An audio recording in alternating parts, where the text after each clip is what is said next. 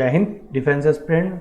So student, इस video में हम फिजिक्स का सेकंड प्रैक्टिस सेट डिस्कस करने वाले हैं for MNS exam with timer. Means आपको लास्ट वीडियो में मैंने बताया था कि आपको हर क्वेश्चन के 30 सेकंड में प्रोवाइड करूंगा और विद इन 30 सेकंड आपको अपने आंसर को पिक करना है, ठीक है। और लास्ट में आपको मेरे को ये बताना है ओवरऑल आपका कितना स्कोर रहा।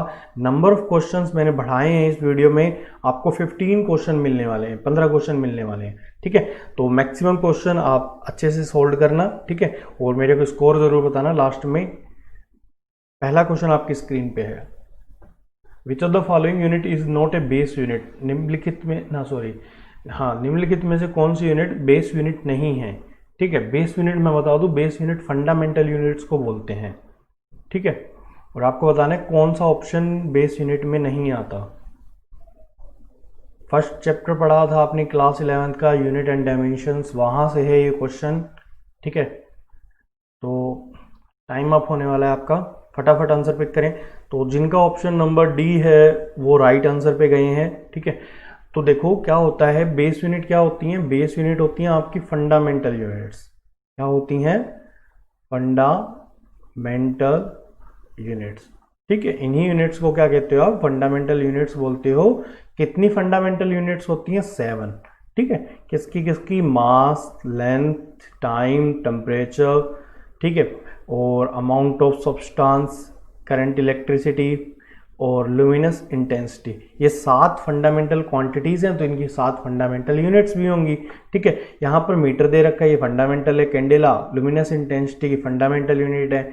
एम्पियर इलेक्ट्रिक करंट की फंडामेंटल यूनिट है, जबकि पास्कल प्रेशर या फिर स्ट्रेस की यूनिट होती है, ठीक है। और ये एक ड्राइव्ड यूनिट के अंदर काउंट होती है। क्लियर? तो आपको ये भी याद रखना है कि फंडामेंटल यूनिट 7 है, फंडामेंटल यूनिट्स को ही बेस यूनिट्स बोलते हो, ठीक है। Option number D is the right answer. Next question screen पे आपके, a unit vector in the direction of the vector A and vector B is. Unit vector क्या होते हैं? आपने 11th क्लास में पढ़ा हुआ है, vector which gives the direction of another vector, ठीक है। एक वेक्टर क्वांटिटी होती है जो सिर्फ दूसरे वेक्टर की डायरेक्शन प्रोवाइड करती है हमको। सोचो और करो फटाफट। आपने रिजल्टेंट निकालना भी सीखा था 11th क्लास में।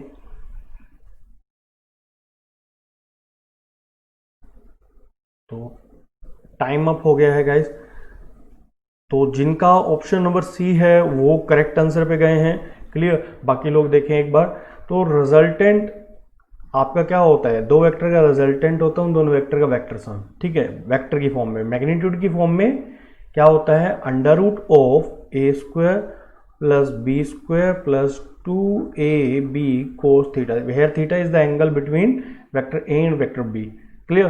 तो अब देखो, आपको वेक्टर ए दे रखा है, वेक्टर बी दे रखा है, तो आप रिजल्टेंट नहीं निकाल सकते? बिल्कुल निकाल सकते हो आप। -2i कैप, ये माइनस है यहाँ पे, ठीक है। -2i cap plus 3j cap plus k cap, और वेक्टर बी दे रखा है आपको कितना?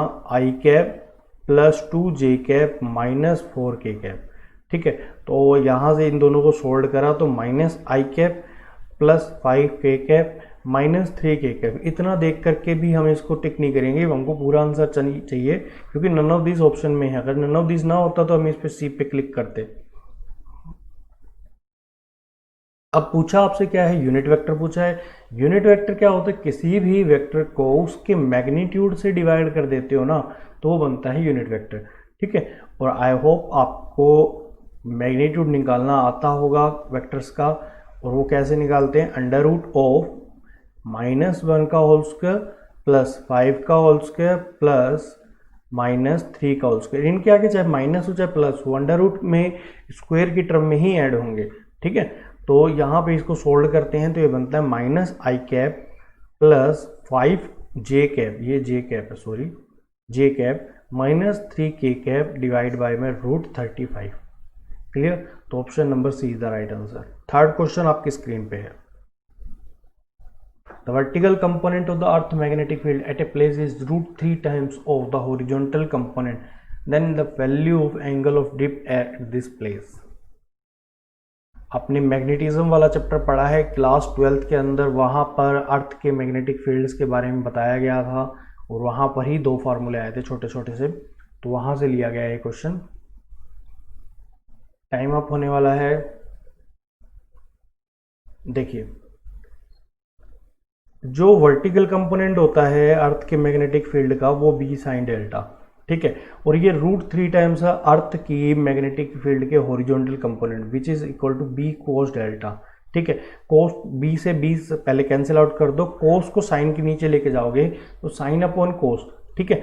आपने बेसिक मैथमेटिक्स पढ़ा हुआ है, वहां पर आपको ये बताया जाता है। और ये √3 होगा। और आपने 10th क्लास में 11th से आप मैथ से थोड़ा दूर हो जाते हैं, ठीक है। बायोलॉजी वाले बच्चों के लिए ये दिक्कत रहती है हमेशा, पर कुछ ट्रिग्नोमेट्री फंक्शंस की आप वैल्यू याद रख के जाना अपने, ठीक है। तो डेल्टा इक्वल टू क्या आ जाएगा, √3 किसकी वैल्यू होती है, √3 वैल्यू होती है आप में 10 के अंदर 60 डिग्री में, तो डेल्टा की वैल्यू कितनी आ गई आपकी 60 डिग्री। क्लियर। तो फोर्थ क्वेश्चन पे चलते हैं। 1/√3 होती है 30 डिग्री पे, ठीक है। ये वैल्यू मैं याद करवा दूंगा यहाँ पे इस वीडियो में, क्योंकि मैंने इसको 3 क्वेश्चंस में लिया है अभी। Next, mass capital M splits into two parts, small m and capital M, then which are then separated by certain distance. What ratio of small m divided by capital M maximize the gravitational force between the parts? एक capital M मास में से small M मास निकाल दिया और उन दोनों के मास का रेशो पूछा है आपसे, अगर ग्रेविटेशनल फोर्स मैक्सिमम है तो। देखिए, कैपिटल एम मास था, उससे आपने स्मॉल एम मास निकाल लिया तो बचा कितना, capital M minus small M, ठीक है। और इन दोनों के बीच, इन दोनों मासेस के बीच में जो फोर्स लगेगा वो मैक्सिमम लगेगा, ऐसा बोला गया है। तो फोर्स आपने ग्रेविटेशनल फोर्स का फॉर्मूला पढ़ा हुआ है, capital M minus small M into में स्मॉल एम डिवाइड बाय में r²। अब देखो, ये फोर्स मैक्सिमम होगा, ये उसने बोला है, तो आपको स्मॉल एम और कैपिटल एम की वैल्यू निकालनी है, ठीक है। आपने बेसिक मैथमेटिक्स में ही पढ़ा होगा, जब कोई चीज़ मैक्सिमाइज होती है तो उसका फर्स्ट डेरिवेटिव आप किसके रिस्पेक्ट में रखते हो, जीरो के रिस्पेक्ट में रख देते हो, तो क्या हो जाता है, आंसर जीरो आंसर आपका मैक्सिमम मिल जाता है आपको, ठीक है। मैंने स्मॉल एम के रिस्पेक्ट में ही क्यों करा, क्योंकि डेरिवेटिव किसी वेरिएबल क्वांटिटी के रिस्पेक्ट में ही करा जाता है। कैपिटल जी कांस्टेंट होता है, इसकी वैल्यू आपको याद रखनी है, ठीक है। और कैपिटल आर ये भी कांस्टेंट होता है, इसकी वैल्यू भी आपको पता होनी चाहिए। तो वेरी क्या कर रहा है, स्मॉल एम वेरी कर रहा है, तो मैं d/dm निकालता हूं किसका, फोर्स का। देखो, ये g और कैपिटल आर ये दोनों कांस्टेंट क्वांटिटी मैंने एक साथ रख दिया, बड़े ब्रैकेट में ले लेते हैं इसको, और small M capital M minus में m²। अब इसका डेरिवेटिव करते ये दोनों क्वांटिटी कांस्टेंट है, वो जीरो के उस साइड चली जाएगी, तो बचा क्या है यहाँ पे, ये बचा आपका कैपिटल एम, क्योंकि स्मॉल एम की पावर 1 है, 1 आगे जाएगा, 1 में से 1 जाएगा तो 0, समथिंग की पावर 0 इक्वल टू 1 होता है, तो capital M minus 2m equal to 0 बचेगा आपका। और इसका जो डिफ्रेंशिएशन होता है वो क्या होता है, 2 पावर आगे आ जाएगी, 2 में से 1 जाएगा तो कितना बचेगा, सिर्फ m। तो यहाँ से 2m की वैल्यू आ गई कैपिटल एम, स्मॉल m की वैल्यू आ गई कैपिटल m/2। आपसे पूछा क्या, इन दोनों का रेशियो, तो स्मॉल m को इसके स्मॉल m के नीचे कैपिटल m को ले आओ, तो ये बना 1/2, ठीक है। इसका आंसर ऑलवेज फिक्स रहता है जब भी इस तरह के क्वेश्चन आते हैं। ये ऐसा क्वेश्चन चार्ज पे भी दे देता है आपको, ठीक है। कैपिटल क्यू चार्ज था, उससे स्मॉल क्यू अलग कर दिया, और स्मॉल क्यू और कैपिटल क्यू का रेशियो बताओ, तो ये हमेशा क्या होता है 1/2। क्यों, मैं जनरल बताऊं, ये और ये मास जब बराबर होगा तभी आपका फोर्स क्या होगा, मैक्सिमम बन पाएगा। क्लियर। फिफ्थ क्वेश्चन पे चलते हैं स्क्रीन पे।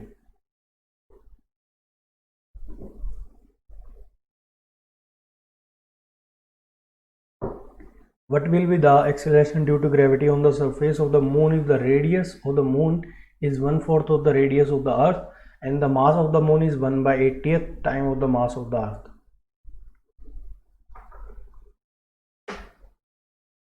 इजी सा क्वेश्चन है, कर सकते हैं आप बिल्कुल आसानी से, ठीक है। बस थोड़ा सा फॉर्मूला पता होना चाहिए, ऐसे क्वेश्चन बहुत आते हैं एग्जाम में। देखो, स्मॉल जी, अर्थ पे जो स्मॉल जी होता है ना, उसको कैसे कैलकुलेट करते हो, इस वाले फार्मूले से, जी कैपिटल एम बाई में r²। ऐसा बोला कि जो मास ऑफ मून है वो 1/80th टाइम है अर्थ के मास के, क्योंकि मैंने अर्थ का मास कैपिटल एम लिया। रेडियस ऑफ जो मून ली गई है वो कितनी ली गई है, 1/4 time of radius of earth, ऐसा उन्होंने बोला, ठीक है। तो मैं मान लेता हूँ मून पे जो ग्रेविटी है वो gm है, ठीक है। कैपिटल जी तो यूनिवर्सल ग्रेविटेशनल कांस्टेंट होता है, वर्ल्ड वाइड सेम रहता है।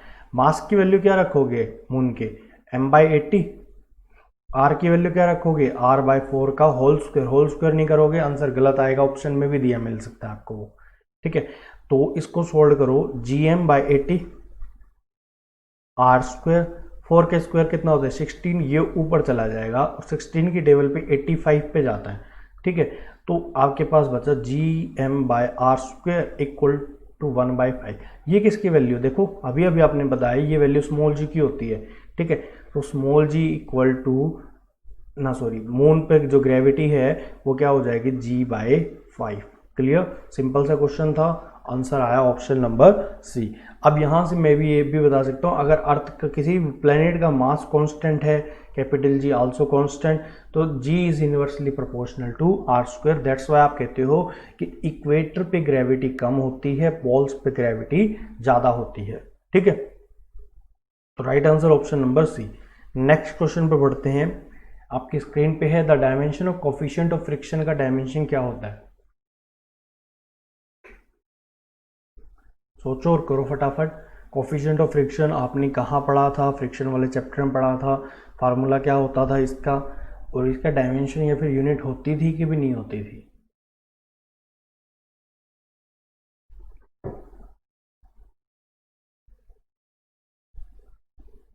देखिए मैंने थोड़े टाइम पहले ही रोक दिया, आसान क्वेश्चन है इसीलिए 5 सेकंड पहले ही रोका।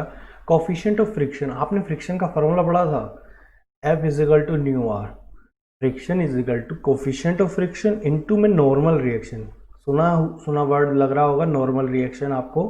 नॉर्मल रिएक्शन भी एक तरह का फोर्स होता है। ठीक है, जब भी कोई बॉडी अर्थ के किसी भी सरफेस पे रखती है तो उस पर एक डाउनवर्ड फोर्स लगाती है mg, बदले में वो surface according to Newton third law उस पर एक रिएक्शन फोर्स लगाता है, वही कहलाता है क्या आपका नॉर्मल रिएक्शन। नॉर्मल रिएक्शन हमेशा सरफेस के परपेंडिकुलर होता है। ठीक है, दैट्स वाई इसको नॉर्मल बोलते हैं। नॉर्मल का मतलब ही 90 डिग्री से लिया जाता है। ठीक है, तो न्यू की value frictional force divide by में ये भी फोर्स ये भी फोर्स, फोर्स और फोर्स के डायमेंशन कट गए, तो इसका डायमेंशन होता है m0 l0 t0। ये एक डायमेंशन लेस क्वांटिटी है, साथ ही साथ ये एक यूनिट लेस भी क्वांटिटी है। ठीक है, तो ऑप्शन नंबर डी जिनका था वो राइट आंसर पे गए। 7th क्वेश्चन,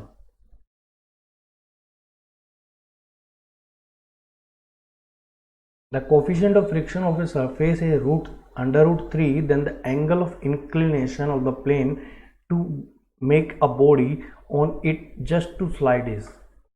आपको कोफिशिएंट ऑफ फ्रिक्शन दे रखा है, एंगल ऑफ इंक्लिनेशन पूछा है आपसे, बेहद आसान क्वेश्चन, सिर्फ एक छोटा सा फार्मूला याद होना चाहिए आपको।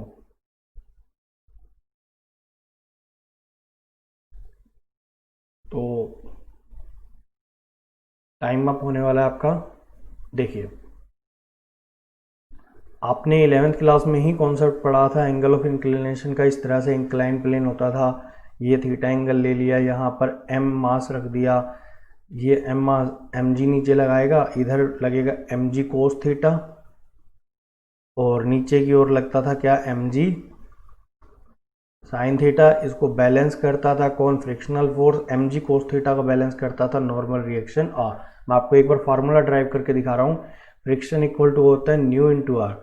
ठीक है, न्यू इंटू आर, आर की value mg cos theta, friction की वैल्यू mg साइन थीटा, तो रख दो mg साइन थीटा। ये जब ये रेस्ट पे है, ठीक है, रेस्ट के अलावा कोई केस होता तो हम ये यहाँ पे ऐसा नहीं रखते।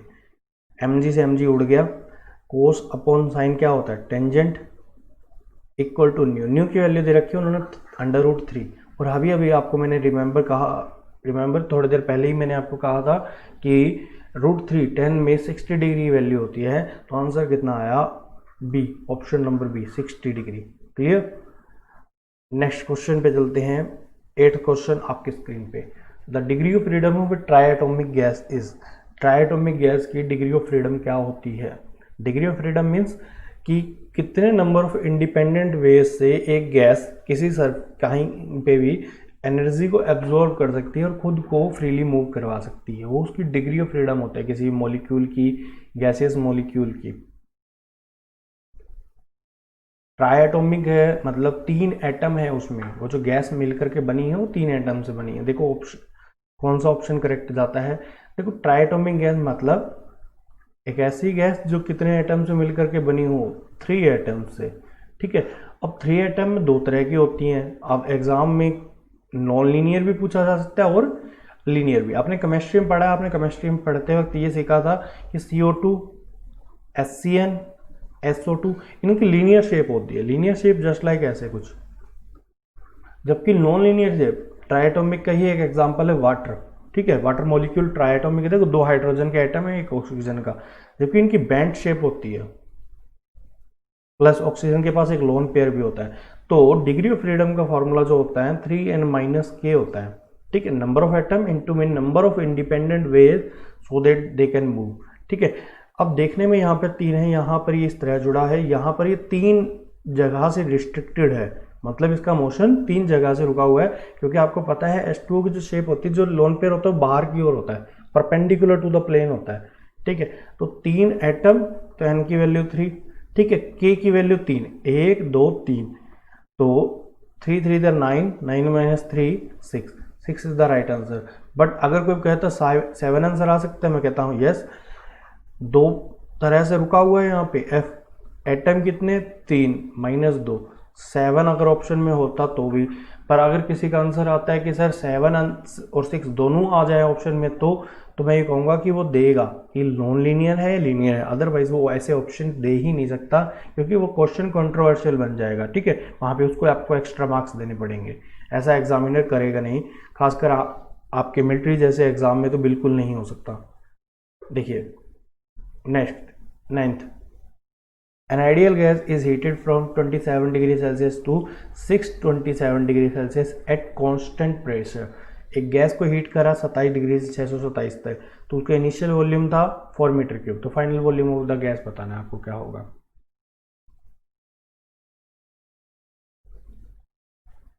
बिल्कुल आसान क्वेश्चन है, केमिस्ट्री मतलब kinetic theory of gases chemistry में भी आता है, फिजिक्स में भी आता है, तो दोनों का ही कंसीडर कर सकते हो। ऐसा क्वेश्चन केमिस्ट्री में मिल सकता है और फिजिक्स में भी मिल सकता है। देखिए PV इजिकल टू nRT पढ़ा है सभी ने। ठीक है, and number of moles, R capital R universal gas constant, और बोला प्रेशर इज आल्सो कांस्टेंट। तो 1 2 3 क्वांटिटी, ये खत्म, ये खत्म, ये खत्म। Volume is directly proportional to temperature. मेरे को ये बताना कमेंट बॉक्स में, ये कौन सा लॉ ऐसा बताता है कि वॉल्यूम डायरेक्टली प्रोपोर्शनल होता है टेम्परेचर के। ठीक है, Boyle's law, Charles law, Gay Lussac's law, Avogadro law. ठीक है, कौन सा लॉ? तो देखो जब प्रोपोर्शनैलिटी के क्वेश्चन आते हैं तो V1/V2 is equal to T1/T2, क्योंकि डायरेक्टली प्रोपोर्शनल, तो V1 के सामने T1, V2 के सामने T2। पहले वॉल्यूम था 4, बाद में पता नहीं V डैश मान लिया। पहले टेम्परेचर था 27 डिग्री सेल्सियस, जिसने 27 रख दिया उसका आंसर गलत हो जाएगा, क्योंकि सेल्सियस में नहीं रखते आप, किस में रखते हो, केल्विन में। केल्विन में कैसे कन्वर्ट करते हो, 27 प्लस 273, तो ये 300, 627 में 300 ना 273 ऐड करो कितना, 900 कट गया, 3 3 क्रॉस करो, इसके V डैश आ जाएगा 12 मीटर क्यूब। ठीक है, तो जिनका ऑप्शन डी था उनका राइट आंसर था। पर एग्जाम में कुछ ऐसे भी खेल सकता है वो कि आपको एक ऑप्शन तो 3 ऑप्शन तो 4 से नीचे ही दे दे, 2 ऑप्शन, और एक ऑप्शन 4 से ऊपर, कुछ ऐसा बनाता हूँ मैं क्वेश्चन को, 2 मीटर क्यूब, 4 मीटर क्यूब। ठीक है, डाटा कुछ भी हो सकता है, 12 मीटर क्यूब और 3 मीटर क्यूब। तो सिंपल सी बात है, टेम्परेचर बढ़ाते हो तो गैस का वॉल्यूम बढ़ेगा ही बढ़ेगा। ठीक है, तो आंख बंद करके आप यहाँ पर ये भी आंसर लगा देते। ठीक है, बट शर्त ये है बाकी के सारे ऑप्शन 4 या 4 से नीचे होते हैं, मतलब जो इनिशियल डाटा है उससे नीचे होते हैं। नेक्स्ट क्वेश्चन पे चलते हैं, सामने आपके स्क्रीन पे, the displacement of the equation of the particle is equal to x equal to 3 sin 2t plus 4 cos 2t, then the amplitude will be. Wave से है क्वेश्चन, डिस्प्लेसमेंट दे रखी पार्टिकल की, आपको एम्पलीट्यूड बताना है।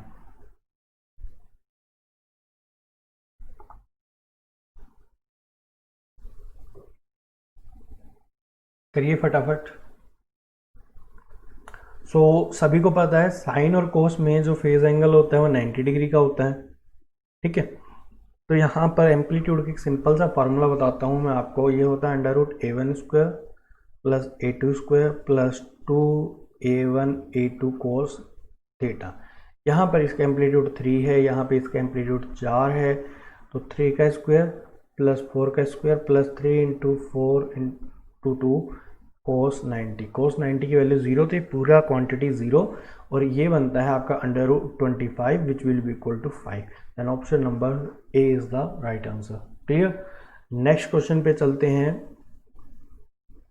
स्क्रीन पे है, the speed of a projectile at its maximum height is half of the initial speed, then the angle of projection is. आपको एंगल ऑफ प्रोजेक्शन पूछा है और डाटा आपको दिया हुआ है सामने।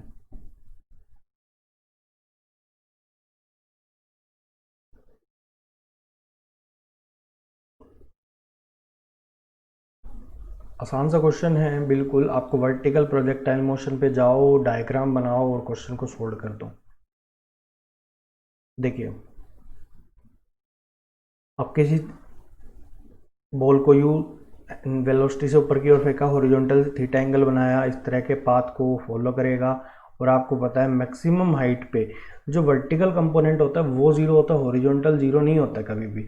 हॉरिजॉन्टल कंपोनेंट तो यू कोस थीटा हमेशा कांस्टेंट रहता है। और ये बोला speed of a projectile at is maximum height क्या होती है, U cos theta, which will be equal to half of its initial speed.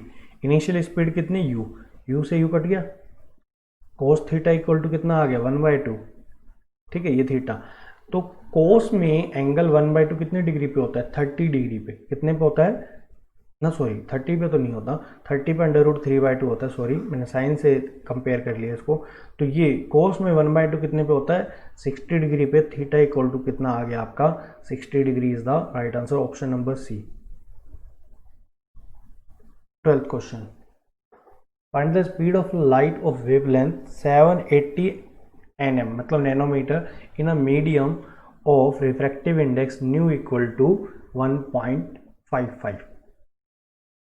एक मीडियम के अंदर आपको स्पीड ऑफ लाइट बतानी है। जब लाइट वो एयर में थी तो उसकी वेवलेंथ थी 780 नैनोमीटर, और उस मीडियम का रिफ्रैक्टिव इंडेक्स दे रखा है आपको 1.55। आसान सा क्वेश्चन है, ऑप्टिक्स का है। देखिए, आपने पढ़ा था mu is equal to speed of light divide by speed of light in the medium. पढ़ा हुआ है, सभी नहीं पढ़ा होगा I think. Speed of light in the vacuum to the speed of light in the medium. ये सिर्फ आपको घुमाने के लिए दे रखा था और कोई पर्पस ही नहीं था इसका। आप यूज़ करके भी देख लेते। न्यू की जगह क्या है, न्यू की वैल्यू 1.55 है। स्पीड ऑफ लाइट होती है 3 × 10⁸। उस मीडियम में लाइट की स्पीड निकालनी है तो v इज इक्वल टू 3 × 10⁸। 1.55 इसको सोल्व करते हो तो 1.93 समथिंग जाता है, इंटू में 10⁸, which will be equal to option number B. Round off करके हम ऑप्शन नंबर बी को क्लिक कर सकते हैं। क्लियर। तो 13th क्वेश्चन स्क्रीन पे है। कन्वर्जिंग लेंस दे रखा है, उसकी फोकल लेंथ 5 सेंटीमीटर है। उस हाथ में कॉन्टेक्ट में एक डाइवर्जिंग लेंस के साथ रखा हुआ है जिसकी फोकल लेंथ 10 सेंटीमीटर है। ठीक है, तो आपको बताना है जो कॉम्बिनेशन बनेगा उसकी वजह से फोकल लेंथ कितनी होगी।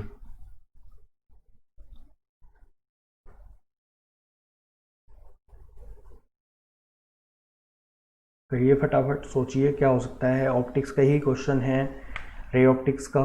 देखो टाइम अप। सिंपल सा क्वेश्चन था। सबसे पहले ये देखा कन्वर्जिंग लेंस, कन्वर्जिंग लेंस की फोकल लेंथ पॉजिटिव होती है तो +5 लिख दिया। ये लेकर डाइवर्जिंग लेंस, इसकी फोकल लेंथ नेगेटिव होती है तो -10। बस यहीं से ही क्वेश्चन आप सोल्व हो जाएगा। कॉम्बिनेशन की फोकल लेंथ होती है 1/f1 plus 1/f is equal to 1/f1 plus 1/f2। कितने भी कॉम्बिनेशन लगा सकते हो आप। 1/5 माइनस 1/10, एलसीएम कितना आ गया 10, 2 - 1, फोकल लेंथ कितनी आ गई आपकी प्लस का 10 सेंटीमीटर। ठीक है, तो यहाँ पर आप थोड़ा ऑप्शन में मात खा सकते हो, तो option number C is the right answer. Clear. तो ये था आपका आंसर क्वेश्चन। 14th क्वेश्चन पे चलते हैं। Voltmeter A and B are connected in a series across a DC source. If A reads 80 volt for the resistance of 16k ohm, 16k ohm मतलब 16,000 ohm, 1k का मतलब क्या होता है 1000, and while B connected through a resistance of 1232k ohm, then find the voltage of a DC source। याद रखना resistance को आपने सीरीज में लगाया डीसी सोर्स के साथ।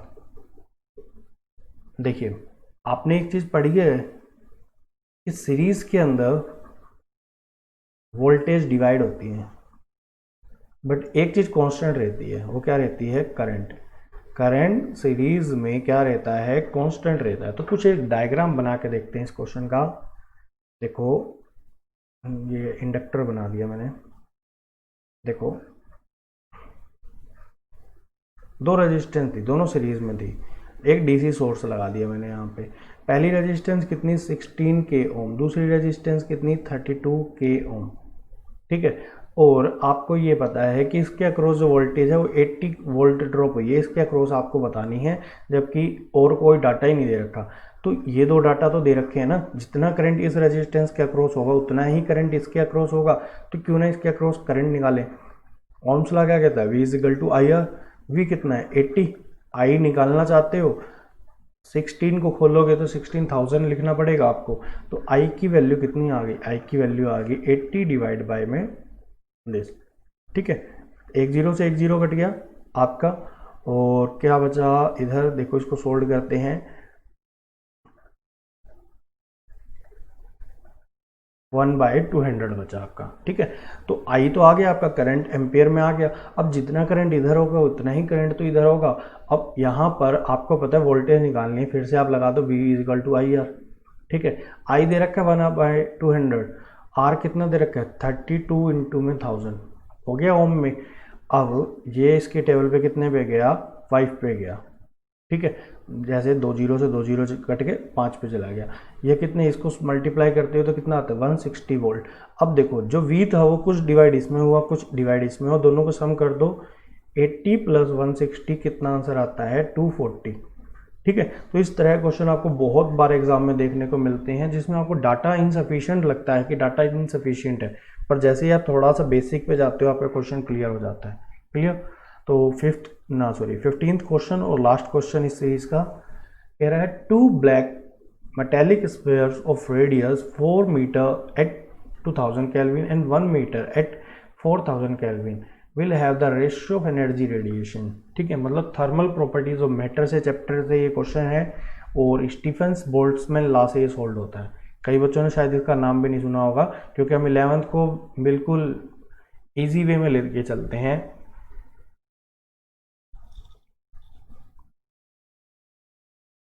तो एक चीज़ याद रखना, आप जिस एग्ज़ाम की तैयारी कर रहे हो ये बहुत ही पैशनेबल जॉब है, ठीक है।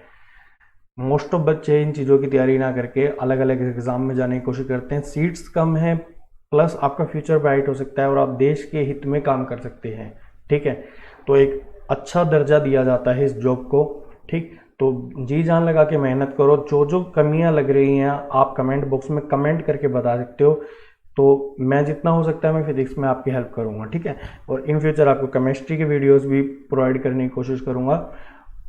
बाकी देखते हैं क्या रहता है, क्योंकि लॉकडाउन की वजह से हम हमारी टीम से दूर हैं इस वक्त, अपने अपने गाँव में हैं, तो जितनी फैसिलिटी हो पा रही है मैं प्रोवाइड कर रहा हूँ। मैं सोच रहा था पहले कुछ बच्चे तैयारी ही नहीं करते होंगे इसके, इसलिए मैंने इसके वीडियोस रोक दिए थे, पर आप कंटिन्यू रहेंगे कुछ टाइम के लिए वीडियोस, जब तक आप लोगों को लगता है कि आपकी तैयारी में हेल्पफुल हैं, ठीक है। तो देखो स्टीफेंस बोल्ट्जमैन लॉ क्या कहता है, स्टीफेंस बोल्ट्जमैन लॉ कहता है कि एनर्जी पर यूनिट एरिया पर unit time is equal to is directly proportional to fourth power of temperature, ठीक है। ये टाइम है, ये टेम्परेचर है, इसको स्मॉल टी ले लेते हैं, ठीक है। तो टाइम के बारे में तो कुछ बोला ही नहीं है, तो इसको जब सॉल्व करते थे ना आप, तो कुछ इस तरह का लॉ आता था आपके सामने। इसी लॉ को बोलते हैं स्टीफेंस बोल्ट्जमैन लॉ, और दिस इज स्टीफेंस कांस्टेंट। इसकी वैल्यू आपको बुक में सर्च करनी है आज जा करके, ठीक है। तो E इज इक्वल टू, अब देखो सिग्मा कट गया, क्योंकि रेशियो की टर्म में जब भी निकालना होता है ना तो कांस्टेंट चीज़ें हट जाती हैं। ये हट गया, ये हट गया, ये दोनों चीज़ें ही दे रखी हैं। E1/E2 एरिया, एरिया क्या होता है πr² फॉर सर्कल, पर उसने स्क्वायर दे रखा है, स्क्वायर के लिए 4πr², तो 4πr², R1 ले लूँ पहले का टेम्परेचर, दूसरे का R2 इंटू में T2 की पावर 4 से 4π उड़ गया। R पहला कितना दे रखा है 4, दूसरा दे रखा है 1, तो 4/1 का स्क्वायर, ठीक है। पहला टेम्परेचर 2000, दूसरा टेम्परेचर 4000, खोलना नहीं है इनको, पावर सेम है ना, रेशियो में कटेगा, 3 जीरो कट गए, 1/2, 1/2 की पावर 4, 1/16, और 4 का स्क्वायर कितना 16, तो 16 से 16 कट गया, आंसर आया 1:1, ठीक है। तो आज ये थे 15 क्वेश्चन स्टूडेंट्स आपके इस वीडियो में। आप मेरे को अपना स्कोर जरूर बताना है कमेंट बॉक्स में कि आपने कितने क्वेश्चन को सही करा, और किसी क्वेश्चन में डाउट है तो वो भी मेरे साथ वहाँ पे आप डिस्कस कर सकते हैं। ठीक है, तो नेक्स्ट वीडियो में मिलते हैं जल्दी। आपको कोई भी चीज़ की और रिक्वायरमेंट है इस एग्ज़ाम से रिलेटेड तो मेरे को बताना। मैं प्रैक्टिस सेटअप कंटिन्यू रखने वाला हूँ कुछ दिनों के लिए। ठीक है, जब तक आपका एग्ज़ाम नहीं होता, बीच बीच में गैप हो सकता है पर कोशिश करूँगा रेगुलर आए आपके प्रैक्टिस सेट। ठीक है, जय हिंद, मिलते हैं नेक्स्ट वीडियो में।